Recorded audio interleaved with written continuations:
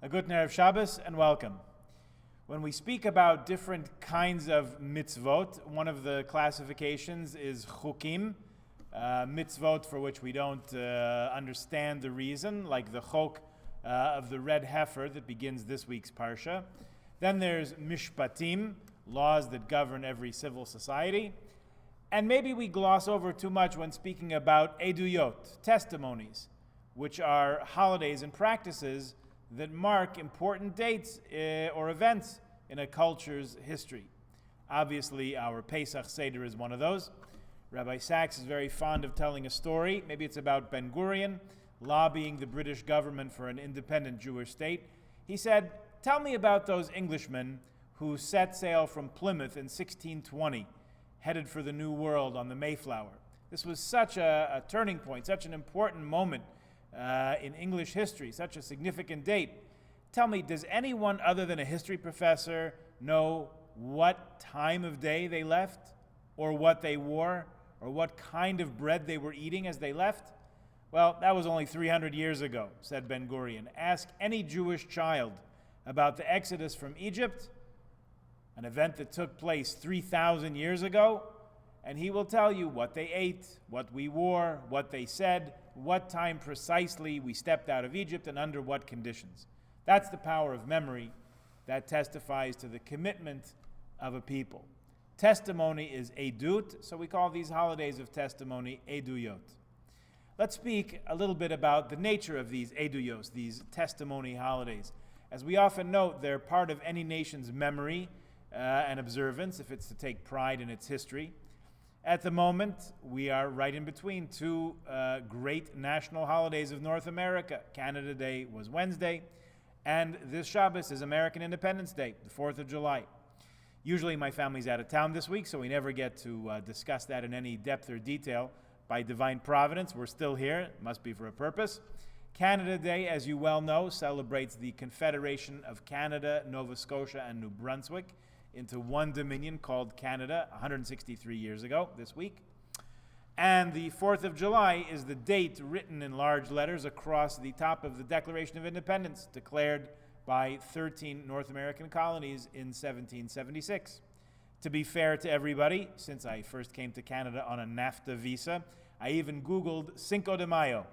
You learn something new every day. The 5th of May commemorates a military victory of General Zaragoza's Mexican army over the French in 1862. It's actually not Mexican Independence Day, as I had thought. That actually falls out on September 16th.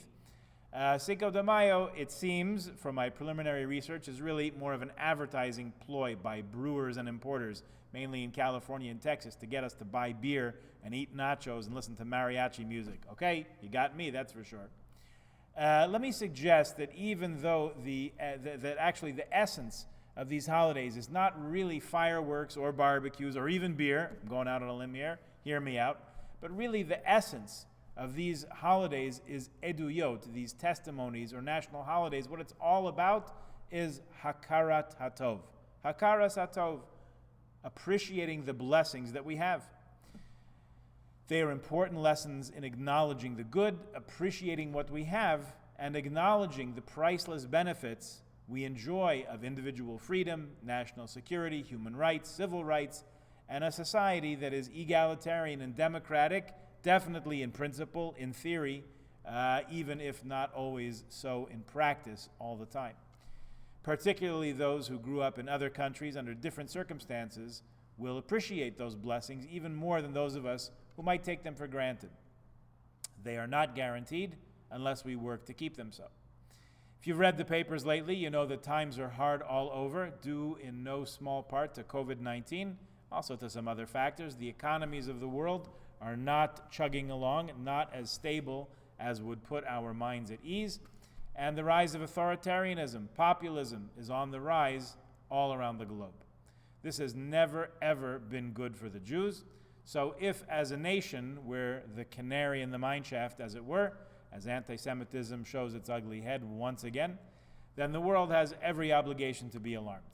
Autocracy and absolute leadership by individual strongmen is also on the upswing. There's a think tank and policy institute called Freedom House that monitors civil liberties and political rights around the world.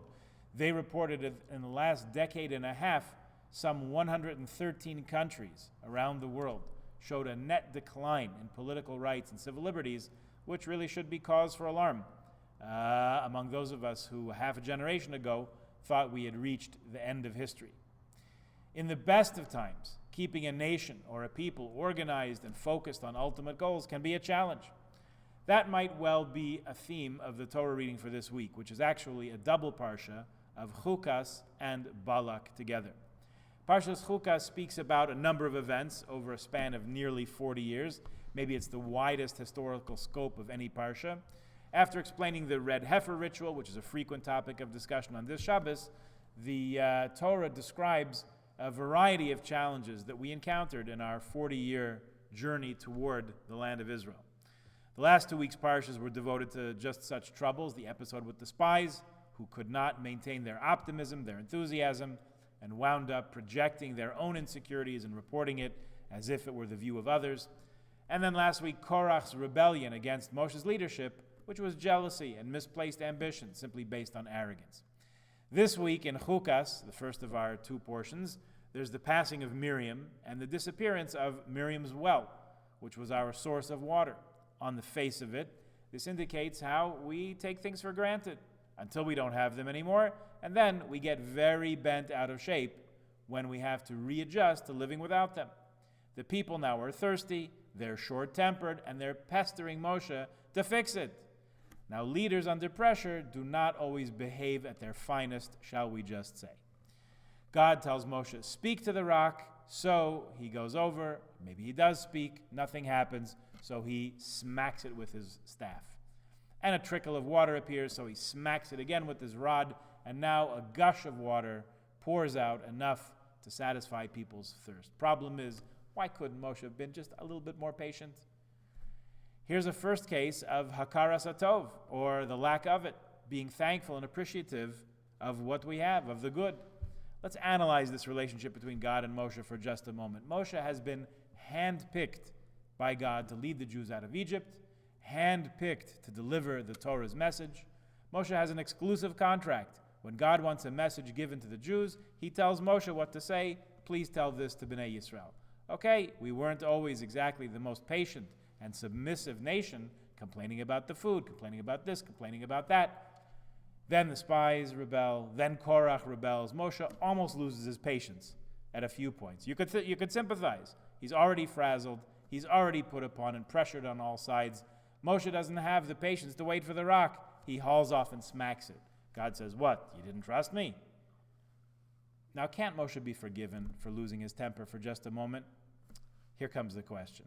When things are going well, when the plan is unfolding exactly as it should, everything's going according to the plan, of course the leader should keep his or her wits about them. It's precisely when the pressure's on, when all sides are shouting, that's when it's critical to keep your cool.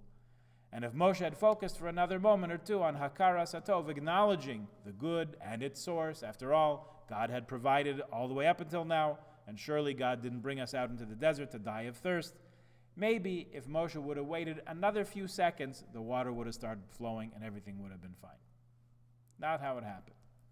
Later on in the parsha, the people are once again at their complaining. The snakes appear and start biting the kvetchers. Here, Moshe keeps his calm. Even though we've been here before, he davens on behalf of the people this time. A cure is sent, the danger ceases to be. Then the encampment at Arnon and the miracles that took place there. Amorites had planned to attack the Jews, and they got caught in a landslide, and they perished. And the Jews walked away without a scratch. Here you have a tremendous example of hakaras hatov. Instead of kvetching and complaining about what's wrong, the Jews are so moved that they find their voice to sing another Az Yashir, another, and the Jewish people sang. This time, like at the sea, we sang a song of appreciation, of gratitude, thanksgiving, for deliverance from enemies, and for God's ongoing preservation and protection. At the end of the story, at the end of the first Sedra, we're at the edge of the Yarden, the banks of the Jordan River, looking over into Yericho, into Jericho, getting ready to enter the promised land at last. Appreciating the good takes just a small shift of perspective, and that's something we can learn, of all places, from the second of our two parshas, from Balak. Balak is the Moabite king who sends a sorcerer/prophet named Bilam to curse the Jewish people. Why does he do that? Who knows why they do what they do. It's as baseless and foolish as any anti-Semitic hatred and resentment ever was. But the curses ultimately come out of Bilam's mouth as blessings. In fact, one of them is so notable, Ma toivu ohalecha Yaakov mishkneisecha Yisrael, that we put it in our siddur at the beginning of Shacharis as we walk into shul in the morning. Bilam meant to curse the Jewish people, but he wound up saying, "How goodly are your tents, O Jacob, your dwelling places, O Israel." How did that happen exactly? Because ultimately everything comes from God. Everything comes from Hashem. And ultimately, truly, it's all for the good. We may make mistakes. We may slow things down or even point them in the wrong direction once in a while from time to time. But the essence of everything is good. And when we find it in ourselves to recognize that good and name it for what it is, that brings about a change in us so that we can see things truly as they are. It may be a struggle. It may be a stretch sometimes to bring that perspective to the surface, to keep it foremost in our minds. But an ideal time to focus on the good is these national holidays that celebrate and praise our ability to live in free societies where we have unprecedented ability to live our Jewish lives proud and out loud. Our grandparents, our great-grandparents prayed and dreamed of this for us, and here it is. We're living the dream. No government is stopping us from being Jewish. No secret police is spying on us to see if we're davening every day or supporting Jewish day schools. It's all legal. It's all above board. Now the question is to us. Do we exercise the freedom that we have? Make the most of the opportunity God in His kindness has given us? Or what?